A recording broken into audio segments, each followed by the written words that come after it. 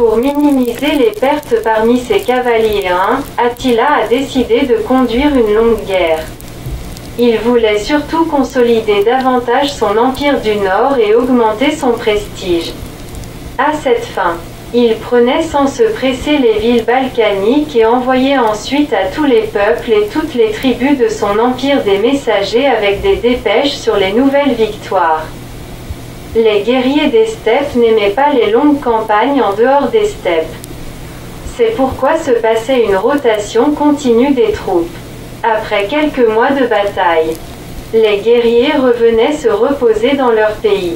Cela permettait d'initier la jeunesse aux opérations militaires dans une situation inhabituelle, d'avoir toujours des troupes fraîches, de donner un sentiment d'appartenance à l'Empire même aux tribus les plus éloignées et les plus sauvages. Les guerriers revenaient à la maison couverts de gloire et apportaient des trophées. Après le repos, ils partaient de nouveau pour le front balkanique. Pour eux, la guerre était une occupation pas trop dangereuse. Les combats corps à corps étaient rares. Souvent les Huns fusillaient les soldats adversaires de leurs arcs composites à double courbure, tout en se trouvant hors de portée des faibles arcs romains, gaulois et goths. Une grande quantité d'habitants des territoires occupés étaient emmenés en captivité. Mais les Huns ne se comportaient pas par rapport à leur culte, comme les Romains envers leurs esclaves. On estimait les artisans, les médecins et les enseignants. La plupart de ceux-ci occupaient des fonctions publiques.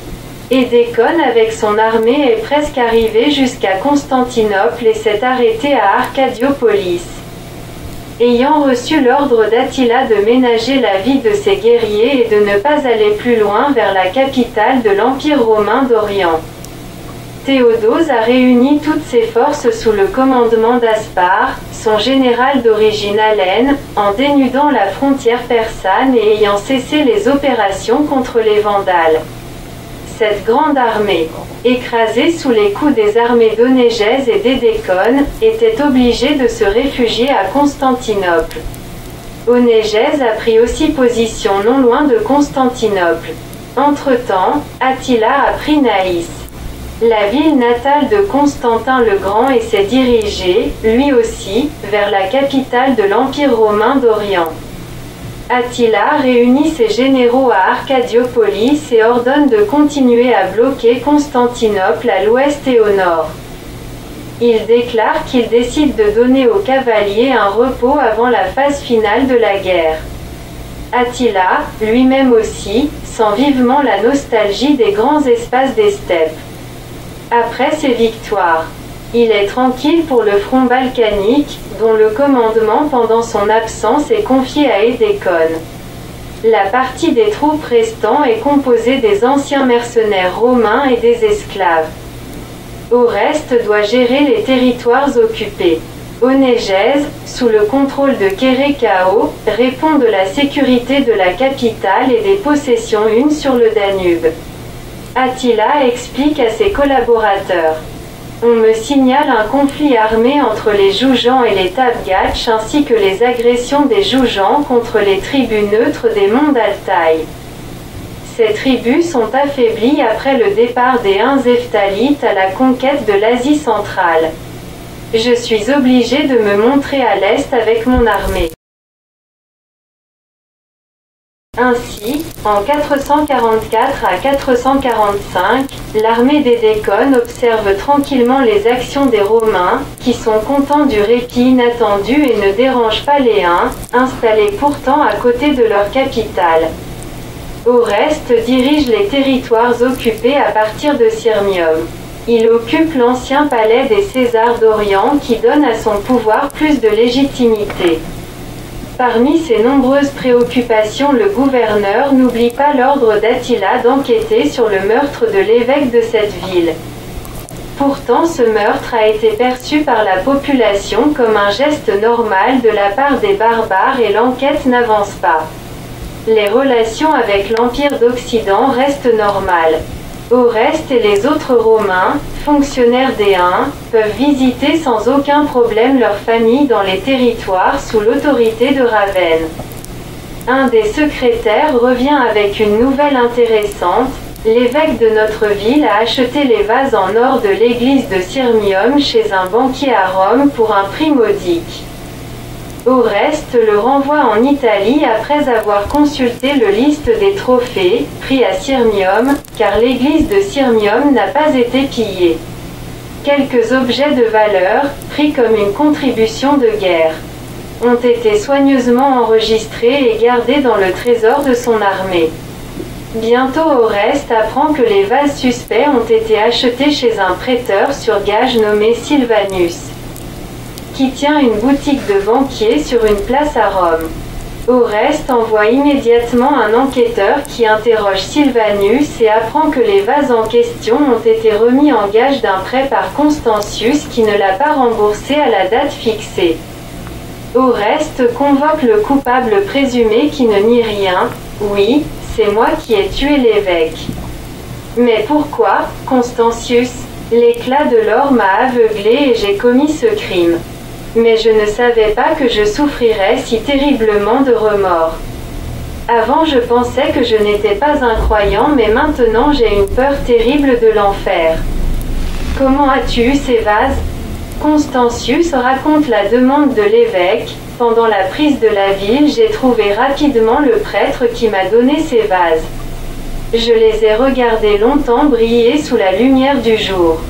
Je n'ai jamais tenu dans mes mains des objets d'une telle valeur et j'ai eu une envie irrésistible de garder ce trésor pour moi. Sachant que l'évêque serait rapidement libéré, j'ai décidé de le supprimer. Oreste ferme un instant ses yeux, puis il s'exclame : « Je suis horrifié par ton crime, Constantius. Tu sais bien que j'avais une grande confiance en toi. C'est pourquoi je t'ai envoyé négocier avec l'évêque. Où est l'argent que tu as emprunté chez Sylvanus ? Il m'a brûlé les mains, je m'en suis débarrassé le plus rapidement possible. C'est facile dans la ville éternelle. Je te demande pardon pour l'abus de ta confiance, ma vie ne vaut plus rien. Je veux passer les quelques jours qui me restent en prière. » Oreste donne un signe et 2 soldats emmènent Constantius dans la prison. Attila, accompagné par le général Béric avec une partie de sa cavalerie, organise d'abord une grande chasse entre la Volga et l'Oural. On effectue ensuite une démonstration de force à côté d'Altaï. Le Khakan des Joujans, qui tentait de prendre sous son contrôle certaines tribus neutres pendant la guerre d'Attila avec l'Empire romain d'Orient, n'ose pas aller jusqu'au conflit. On décide donc de garder des relations fraternelles entre les peuples descendants des mêmes ancêtres. Après une chasse grandiose de 3 mois dans le pays des ancêtres et un raid en Asie centrale pendant le retour, Attila donne le repos à son armée à côté de la 2e capitale, une dans la steppe. Il discute beaucoup et sincèrement avec son fils aîné Élac, Khan de la Hunie orientale. Ainsi, Élac demande à son père : « Pourquoi tes armées sur les Balkans sont-elles commandées par des étrangers, Oreste et Onégèse ?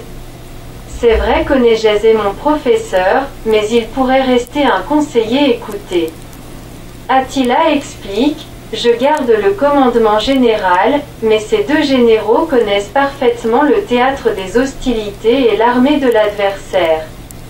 C'est pourquoi ils sont très utiles. Grâce à eux, nous avons réussi à avoir rapidement de grands succès avec des pertes minimales. En outre, je commence sérieusement à tester la possibilité de la réalisation de la Pax Una Romana, et je suis content des premiers résultats. » Élac regarde attentivement son père. Plusieurs princes ne comprennent pas cette idée. Elle leur semble dangereuse. Nous pourrions agir avec les empires romains comme agissaient Modun Khan et les autres grands ancêtres avec l'empire chinois. Vaincre et lever un tribut. Être vigilant avec les peuples soumis. En effet, beaucoup de sang a coulé pour nos victoires. Ne pas utiliser l'infanterie germanique avec laquelle nous partageons maintenant le butin de la guerre. Attila l'interrompt. J'ordonnerai à Béric de s'occuper de certains de ces princes.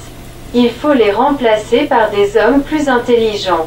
En effet, tous connaissent l'expérience des Tabgatch, qui ne versent plus ni leur sang, ni le sang des Chinois et ont aujourd'hui plus de revenus qu'un simple tribut. Le noble Oreste, installé dans une des anciennes capitales de l'Empire romain, gère plus efficacement les territoires occupés que n'importe quel général. Et là qu'objectent les marchands Tabgatch qui nous visitent et leurs gardes parlent avec l'accent chinois. Bientôt ils se transformeront en Chinois. Je ne voudrais pas que nos descendants soient assimilés à des peuples piétons, sans chevaux, et perdent leur courage et leur énergie. Attila dit tranquillement, nous réfléchirons comment éviter cette éventualité. Mais ce qui se passe à l'ouest me passionne. Les rois germaniques, que nous n'avons jamais attaqués et vaincus, commencent à venir me voir et à discuter, et même les représentants des paysans gaulois, et d'autres gens intéressants. Tous ceux qui ne veulent pas l'établissement d'une anarchie dangereuse sur les ruines de l'Empire romain en décomposition. Ils sentent que naît un nouveau monde et veulent participer à sa création. Ce ne sont pas des chercheurs d'aventure, non, ce sont des hommes sérieux. C'est pourquoi je choisis parmi ceux-ci les diplomates, les ministres et parfois même les généraux. Observe-les. Plusieurs d'entre eux occupaient dans leur pays de haute position, ils sont venus chez nous, après avoir pesé leurs décisions. Ne pense pas qu'ils me servent si fidèlement seulement par peur ou même par devoir. Non, ils comprennent mon système et veulent contribuer à sa réalisation. Perplexe et triste. Et là que regarde son père et change de sujet de conversation.